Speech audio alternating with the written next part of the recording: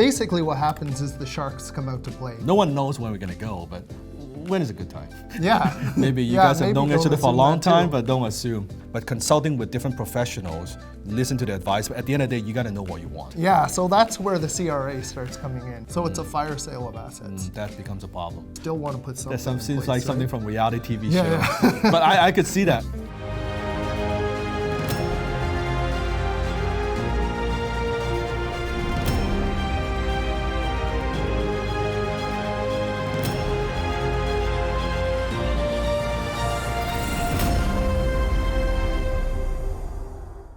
Welcome to the Dan Lok Advisors series, where I bring you my personal advisors to educate you on finance and business. Today we are going to talk about the 5 common estate planning mistakes to avoid. Kyle, give it away.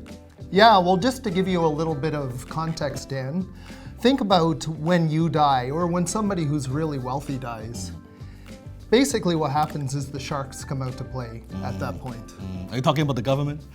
The government, yeah, definitely the government is a big part of that. That's a big shock. Yeah, and we'll go into that in a lot more detail as we go along, but there are other sharks. When you think of yourself right now and you think of the people that are in your life, all those people have a common connection, and that common connection is you. But when you're gone, that connection for a lot of these people is going to be gone too. You can take this piece of paper and shove it right up your ass. Correct. So all these people that get along just fine right now, after you're gone and after your influence is no longer there, they're very likely going to fight each other. And sometimes with estate planning, we don't want to think about it. We always think that we're always going to be around, but if we don't plan it properly, sometimes you see it from the news, even from Hong Kong, like the wealthy family, the kids get into legal battles and fight sometimes for years, right? And I think that's not the intention of what you want or what the family wants, right? So what are some of the mistakes to avoid? So mistake number 1 is not talking to people. So you're alive right now, so you have the chance to talk to all these people and make sure that you hear from everybody and hear their concerns and what they want to get out of. It's not necessarily get out of your death, but the kind of things that they want to see in their lifetime and how you can support them in that. If we can kind of fully understand where everybody's coming from and everybody's got a chance to speak, it's a lot better to do that now while you're alive and you're able to manage all this with your estate, rather than to wait till after you're dead and then they're going to start talking. Or maybe when you are in together. a hospital or something like that, right? Exactly. When you're ill, you want to do this when you're healthy. Yeah. Yes. So basically, it's communication. It's open communication with people. And is there a age such as, like, should I kind of think about this when I'm 45 or 50? Like, what is a good time? No one knows when we're going to go, but when is a good time? Well, again, depending on where you are in your life and where you are in your business, if you are already have done quite well with your business and you've got a sizable estate, no matter how old you are, you probably should be looking into this. No one knows, right? Nobody knows. Yeah, no one knows. Yes, okay. So that's first, the mistake is make sure that you communicate with your family members, anyone that's involved, and say, hey, I want to talk a little bit about estate planning. Yeah, and then you'll probably want to talk to your professionals too, just to get their advice as to how different vehicles or entities or different plans can actually facilitate the whole thing. Do you see sometimes that maybe the kids are the ones that gets a certain amount of the wealth, but maybe the businesses actually could be professional managers and things like that, or goes in a trust? Like, what do you recommend? Well, with a lot of our more wealthy families, we see a lot of the assets going into a trust. Yeah, generally the kids will get some money, but most of the money will be managed. We actually call it managing the assets from beyond the grave. So what you do is you set up the conditions so that even after you're gone, you've got some control over that. Got it. So mistake number 1, not talking to all the stakeholders. Yeah. What's mistake number 2? Mistake number 2 is not having everything in writing.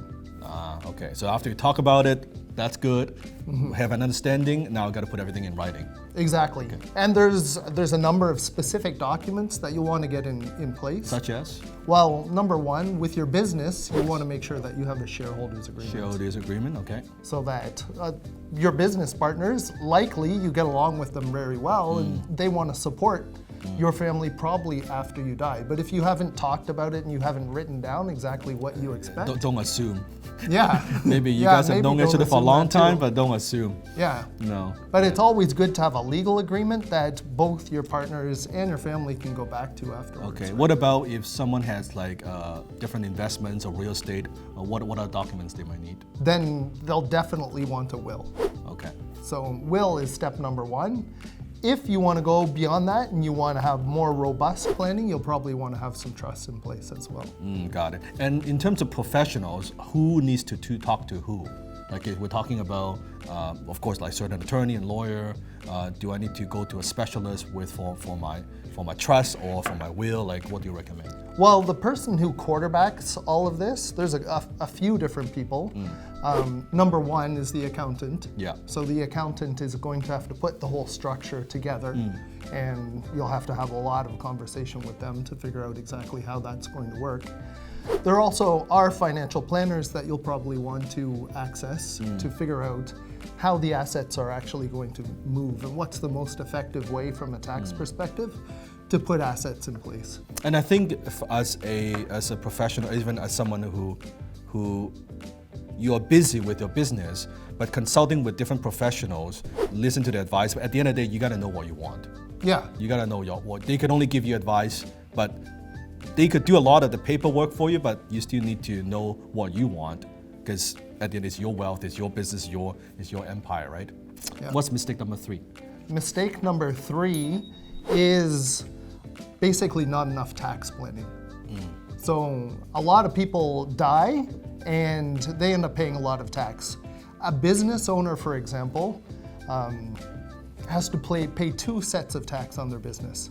So say you have a holding company and you sell that holding company because every asset has to be sold when you die. Yes. It's called a deemed disposition. Yeah. So when the holding company is sold, you're going to have to pay capital gains on the sale of that company. Yes. And then you're going to have to pay dividends tax when all the money comes out of the company as well. Wow. So your estate is going to have to pay 2 taxes.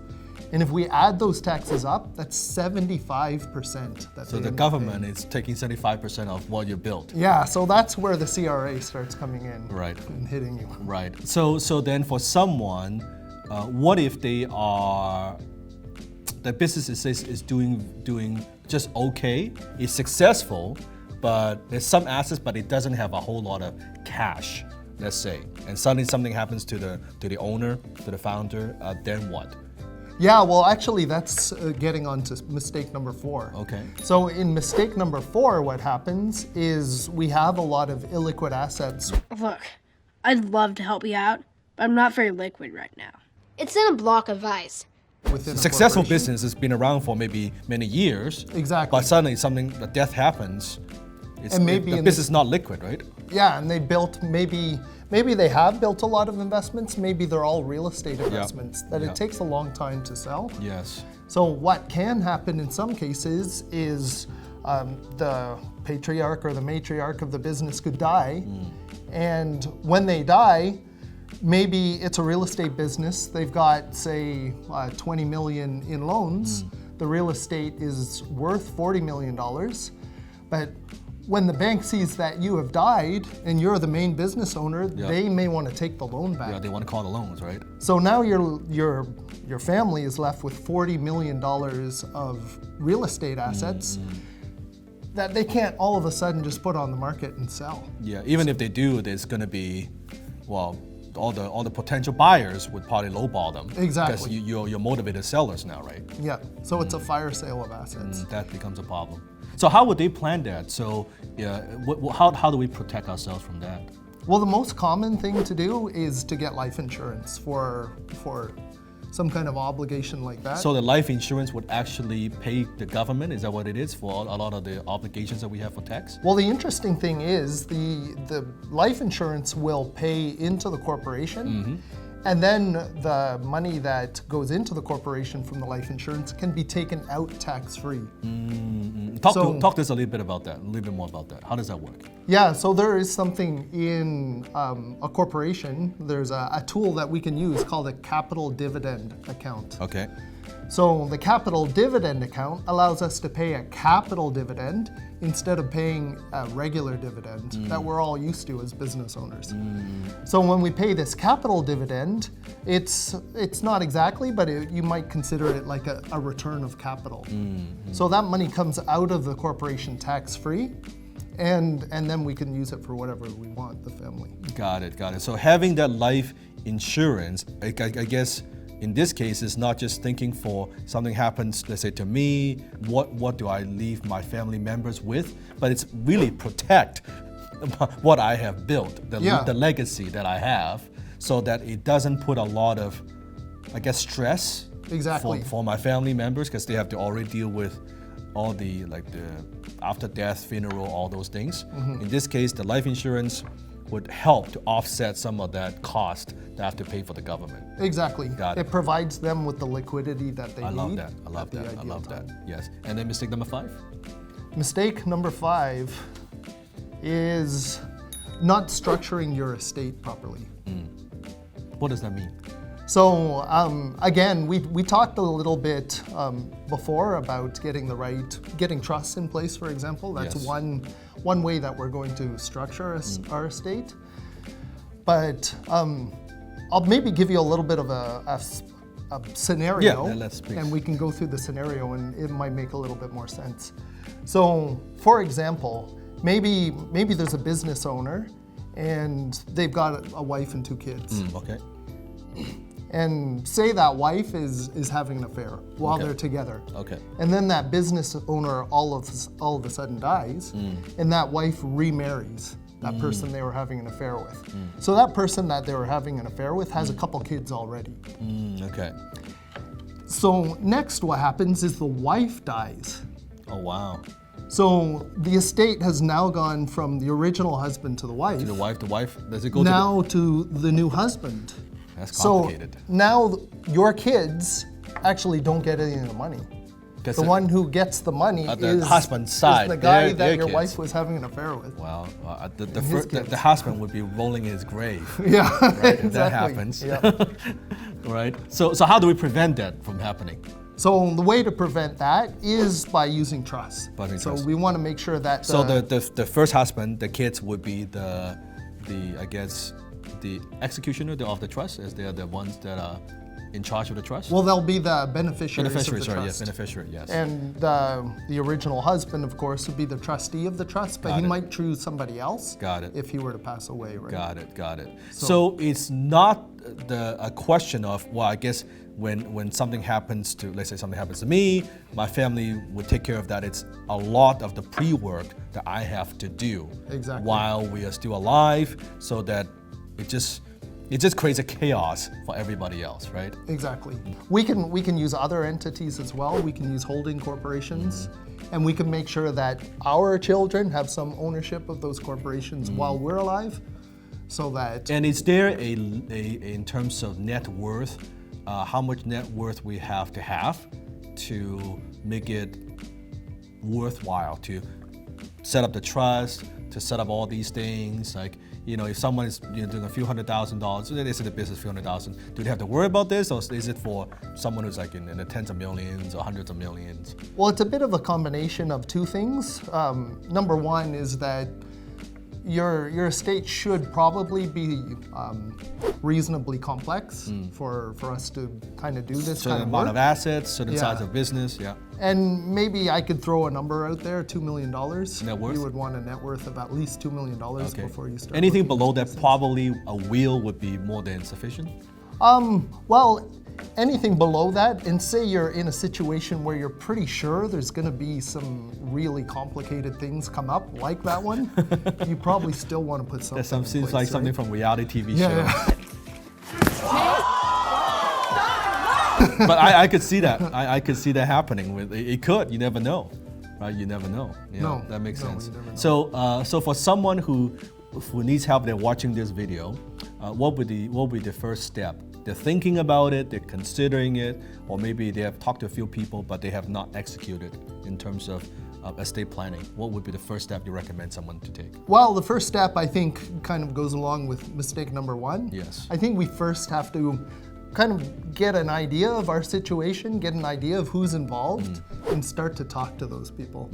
So, And this is not a short process. This probably would take months, right? no, and some of our clients actually go through an estate process of 5 years. Wow, for the ultra high net worth, Yeah. right? Yeah, because it's a lot of people involved.